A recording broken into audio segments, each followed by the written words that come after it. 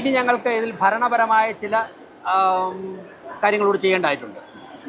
അത് നിയമസഭാ തെരഞ്ഞെടുപ്പ് പ്രഖ്യാപനത്തിന് മുമ്പ് പൂർത്തിയായാൽ 2000 പേർക്ക് കൊടുക്കാനുള്ള പണമുണ്ട്. ഇപ്പോൾ ആ നടപടികൾ പൂർത്തിയായാൽ ഇപ്പോൾ ഇവരെല്ലാം പെർമിറ്റ് എടുക്കണം. അത് അവരുടെ ഇപ്പോൾ 15 പേര് വരെ പെർമിറ്റ് എടുത്തിട്ടുണ്ട്. അവർക്കാണ് സർട്ടിഫിക്കറ്റ് കൊടുത്തത്, അർഹരാണെന്നുള്ള സർട്ടിഫിക്കറ്റ് കൊടുത്തത്. എത്രയും പെട്ടെന്ന് തന്നെ പെർമിറ്റ് എടുത്തു കഴിഞ്ഞാൽ അടുത്ത സ്റ്റെപ്പ് എഗ്രിമെൻറ്റ് വയ്ക്കുകയാണ്. അതിന് ഭരണപരമായ ഒരു അംഗീകാരം വാങ്ങേണ്ടതായിട്ടുണ്ട്. അടുത്ത ദിവസം നടത്തുന്ന മീറ്റിങ്ങുകളിൽ ഞങ്ങൾ സബ്മിറ്റ് ചെയ്യുന്നുണ്ട്. അത് കഴിഞ്ഞ് എഗ്രിമെൻറ്റ് വയ്ക്കുന്നതോടുകൂടി ആദ്യ ഘട്ടം കൊടുക്കാൻ പറ്റും. ഈ 2000 പേർക്കും ഒരുമിച്ച് തന്നെ കൊടുക്കാനുള്ള ക്യാഷ് തയ്യാറാണ്, അതിന് ബുദ്ധിമുട്ടില്ല. അപ്പോൾ ഒരുമിച്ച് തന്നെ കൊടുക്കാൻ സാധിക്കുമെന്നും അവർക്ക് നിയമസഭാ തെരഞ്ഞെടുപ്പിന് മുൻപ് തന്നെ പ്രഖ്യാപനത്തിന് മുമ്പ് തന്നെ മറ്റൊരു തടസ്സമില്ലാതെ നിർവഹിക്കാൻ സാധിക്കുമെന്നാണ് ഞങ്ങളുടെ ചിന്ത. അങ്ങനെയാണെങ്കിൽ അവർക്ക് ഈ നിയമസഭാ തെരഞ്ഞെടുപ്പ് നടക്കുന്ന 2 മാസം ഉണ്ടല്ലോ, ഈ 2 മാസം കൊണ്ട് ആദ്യഘട്ട പണി പൂർത്തിയാക്കാൻ സാധിക്കും. അല്ലെങ്കിൽ 2 മാസം ഡിലേ ആവും. എത്രയും പെട്ടെന്ന് തന്നെ നടപ്പിലാക്കി എടുക്കണമെന്നുള്ളതാണ് ഞങ്ങളുടെ അഭിപ്രായം. ഇപ്പോൾ 15 പേർക്ക് പെർമിറ്റ് ലഭിച്ചവരുണ്ടെന്ന് പറഞ്ഞു. ഇപ്പോൾ വന്നിരിക്കുന്നവർക്ക് സർട്ടിഫിക്കറ്റ് കൊടുക്കുന്നുണ്ടല്ലോ, അത് നിങ്ങൾ ഈ ഗുണഭോക്തൃ പട്ടികയിലുണ്ട് എന്ന് തെളിവാക്കുന്നതാണ് സർട്ടിഫിക്കറ്റ്. അല്ലെങ്കിൽ പെർമിറ്റ് കിട്ടിക്കഴിഞ്ഞാൽ നിങ്ങൾക്ക് എന്തായാലും പദ്ധതിയുടെ ഗുണഭോക്താക്കളാക്കും എന്നുള്ളവരാണ്. അതായത് ഇവരെല്ലാവരും തന്നെ സ്ഥലം ലഭിച്ചവരാണ്. ഇവരുടെ ലിസ്റ്റ് കോർപ്പറേഷൻ ഓഫീസിലുണ്ട്.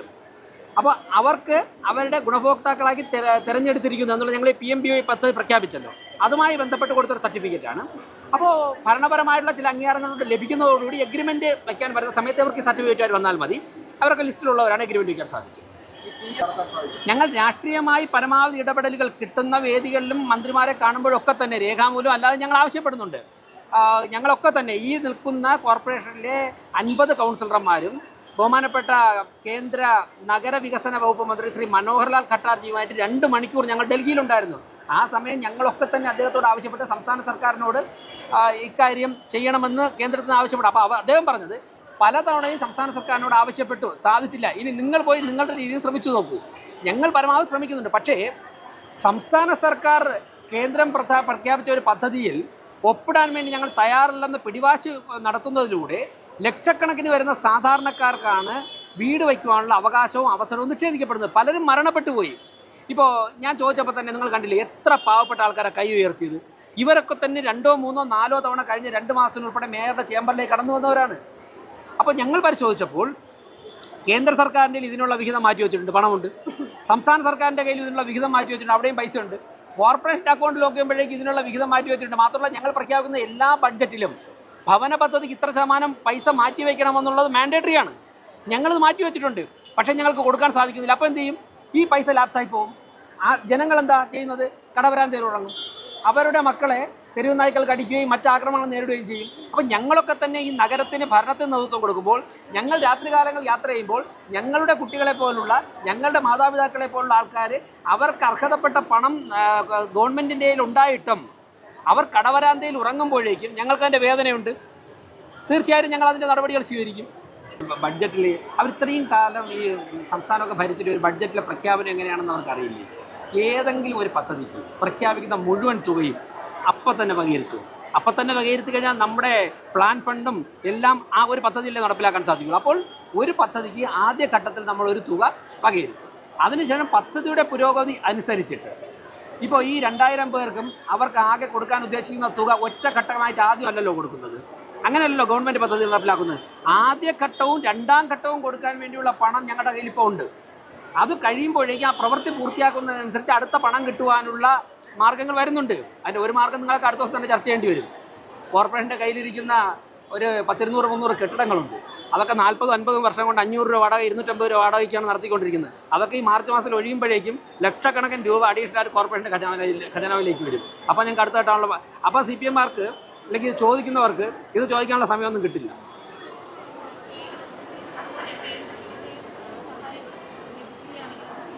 സ്വാഭാവികമല്ലേ? ഞാൻ പറഞ്ഞത് കേന്ദ്ര ഗവൺമെൻറ് ഇപ്പോൾ സംസ്ഥാന സർക്കാർ നാളെ ഇപ്പോൾ ഇവർ എന്തായാലും കേരളത്തിൽ മുഴുവനും മറുപടി പറയണ്ടേ? കേരളത്തിൽ മുഴുവനും എന്തുകൊണ്ട് സംസ്ഥാന സർക്കാർ ഇതിന് തയ്യാറാകുന്നില്ല, മറ്റുള്ള കോർപ്പറേഷനിലും പഞ്ചായത്തുകളിൽ ഇത് സാധിക്കുന്നില്ല എന്ന് ജനങ്ങൾ ചോദിക്കില്ലേ? അതിന് മറുപടി പറയണ്ടേ? അപ്പോൾ സംസ്ഥാന സർക്കാർ ഈ നിലപാട് തിരുത്താൻ തയ്യാറായി കഴിഞ്ഞാൽ കേന്ദ്രത്തിൽ നിന്നും സംസ്ഥാനത്തിൽ നിന്നുള്ള വിഹിതം കിട്ടും. അപ്പോൾ ഞങ്ങൾക്കിപ്പോൾ 2000 കൊടുക്കുന്ന 5000 പേർക്ക് കൊടുക്കാൻ സാധിക്കും. അങ്ങനെ ലഭിക്കുകയാണെന്നുണ്ടെങ്കിൽ ഞങ്ങളത് വാങ്ങും. ഇനി ലഭിച്ചില്ല എന്ന് വെച്ചിട്ട് ഞങ്ങൾ പകച്ചു നിൽക്കുകയില്ല. ഞങ്ങൾക്ക് പ്ലാൻ ബി ഉണ്ട് നടപ്പിലാക്കാൻ വേണ്ടി. അതാ ഇപ്പോൾ ഞങ്ങൾ നടപ്പിലാക്കിക്കൊണ്ടിരിക്കുന്നത്. പിന്നെ കേന്ദ്രത്തിൽ നിന്നും പലതരത്തിലുള്ള ആനുകൂല്യം, അതിനായിരുന്നു ഞങ്ങളുടെ ഡൽഹിയിലെ യാത്രയും ബഹുമാനപ്പെട്ട പ്രധാനമന്ത്രിയുടെ തിരുവനന്തപുരം സന്ദർശനവും. അത് വരാൻ എല്ലാ ഒറ്റയടിക്കും പറഞ്ഞ് നാളെ പറയാൻ കാര്യങ്ങൾ വേണ്ടി. അപ്പോൾ അതൊക്കെ വരാൻ പോകുന്ന ദിവസങ്ങൾ മനസ്സിലാവും. പിന്നെ വേറൊന്ന് ഞാൻ ചോദിച്ചോട്ടെ, PM ശ്രീ പദ്ധതി. PM ശ്രീ പദ്ധതിക്ക് സാധാരണക്കാരൻ്റെ മക്കൾ പഠിക്കുന്ന സ്കൂളുകളിൽ 1.5 കോടി 2 കോടിയുടെ സ്കൂളിന് കിട്ടേണ്ടതാണ്. അവിടുത്തെ സൗകര്യങ്ങളൊക്കെ മെച്ചപ്പെടുത്തേണ്ടതാണ്. അത് ഈ ഒരു പിടിവാശി കാരണം മന്ത്രിസഭയിൽ തന്നെ 4 അഭിപ്രായമില്ലേ? ഏതെങ്കിലും ഒരു സംസ്ഥാനത്ത് ഒരു മന്ത്രി, വിദ്യാഭ്യാസ മന്ത്രി അങ്ങോട്ട് ഒപ്പിടാൻ പോയിട്ട് മറ്റൊരു ഘടകകക്ഷി കണ്ണുരുട്ടി എന്ന് പറഞ്ഞിട്ട് അതിൽ നിന്ന് പിന്മാറിയ ചരിത്രമുണ്ടോ? അപ്പോൾ ഇത്രത്തോളം സങ്കുചിതമായ രാഷ്ട്രീയ നിലപാടുകൾ സ്വീകരിച്ച ഒരു ജനതയെ തന്നെ പിന്നോട്ടടിക്കുന്ന ഭരണ സംവിധാനത്തിനെതിരായുള്ള ഒരു പോരാട്ടം കൂടിയാണിത്. മറ്റൊരു കാര്യം കൂടെ നമ്മൾ മനസ്സിലാക്കുന്ന വെച്ചിട്ടാണെങ്കിൽ ഈ പദ്ധതി പ്രകാരം 4 ലക്ഷം രൂപയാണ് സ്ഥലമുള്ള ഒരു വ്യക്തിക്ക് പരമാവധി ലഭിക്കുക. പക്ഷേ നഗരസഭയുടെ ബഡ്ജറ്റിൽ ഉണ്ടായിരുന്നത് തിരുവനന്തപുരം നഗരസഭയിൽ ഈ പദ്ധതിയിലുള്ള എല്ലാവർക്കും പൂർണ്ണമായും വീട് വച്ച് നൽകാനുള്ള തുക നഗരസഭ അനുവദിക്കുമെന്നാണ്. 4 ലക്ഷം രൂപയ്ക്ക് എന്തായാലും ഒരു വീട് പണി കഴിയില്ല. അപ്പോൾ വാഗ്ദാനം പൊള്ളയായിരുന്നു. അങ്ങനെയാണല്ലോ നേരത്തെ ചെയ്തുകൊണ്ടിരുന്നത്. ഞങ്ങൾ പറഞ്ഞത് PMAY, ഞങ്ങൾ എപ്പോഴും പറഞ്ഞിട്ടുള്ളത് PMAY പ്രഖ്യാപിച്ചിട്ടുള്ള, അതാണ് അർത്ഥശങ്കയ്ക്ക് വിടയില്ലാത്ത ഞാനിത് തറപ്പിച്ച് പറഞ്ഞത്. PMAY പദ്ധതിയിൽ എത്രയാണോ പ്രഖ്യാപിച്ചിട്ടുള്ള ആ തുക കൊടുക്കും. ആ തുക ഞങ്ങൾ കൊടുക്കും. അല്ല, ഞാൻ പറയാം, ഒരു വീട് വയ്ക്കുന്നത് എങ്ങനെയെന്ന് ആ വീട് വയ്ക്കുന്നവരാണ് തീരുമാനിക്കുന്നത്. എൻ്റെ കയ്യിൽ ഞാനൊരു വീട് വയ്ക്കുമ്പോൾ എൻ്റെ കയ്യിൽ എത്ര തുകയുണ്ട്, എനിക്ക് എത്രത്തോളം സമാഹരിക്കാൻ സാധിക്കും, അപ്പോൾ അത് അവരവരാണ് തീരുമാനിക്കേണ്ടത്. 4 ലക്ഷം രൂപയ്ക്ക് വീട് വയ്ക്കുന്നവരുണ്ട്, അതിന് കുറവ് വീട് വയ്ക്കുന്നവരുണ്ട്, അതിനേക്കാൾ കൂടുതൽ വീട് വയ്ക്കുന്നവരുണ്ട്. ഞങ്ങൾക്ക് നൽകാൻ സാധിക്കുന്നത് PMAY നൽകിയ തുകയാണ് ഞങ്ങൾ നൽകാൻ തീരുമാനിച്ചത്. ഞാൻ ചോദിക്കട്ടെ, കേരളത്തിൽ എത്ര പഞ്ചായത്തുണ്ട്, എത്ര മുനിസിപ്പാലിറ്റി ഉണ്ട്, എത്ര കോർപ്പറേഷനുണ്ട്? ഞങ്ങളല്ലേ നൽകുന്നത്. അതിനെ നിങ്ങളൊക്കെ പിന്തുണയ്ക്കുകയല്ലേ ചെയ്യേണ്ടത്? അതെ അതെ വരാൻ അതാണ് ഞാൻ പറഞ്ഞത്. എല്ലാ കാര്യം ഇപ്പോൾ പറഞ്ഞാലോ, സസ്പെൻസ് വേണ്ടേ? വരട്ടെ, കൗൺസിലൊക്കെ ഉണ്ടല്ലോ, ഞങ്ങൾ ചർച്ച ചെയ്യട്ടെ. എന്തായാലും ആ ലോക സ്ത്രീ ശാക്തീകരണത്തിൻ്റെ ലോകയാണ്. ഇങ്ങനെയൊക്കെ പിടിവാശി പിടിച്ചൊരു ജനതയെ പിന്നോട്ടടിക്കുക എങ്ങനെ ചെയ്യാൻ പറ്റും? പണമുണ്ട്, ചർച്ച ചെയ്യേണ്ട വിഷയം അതാണ്.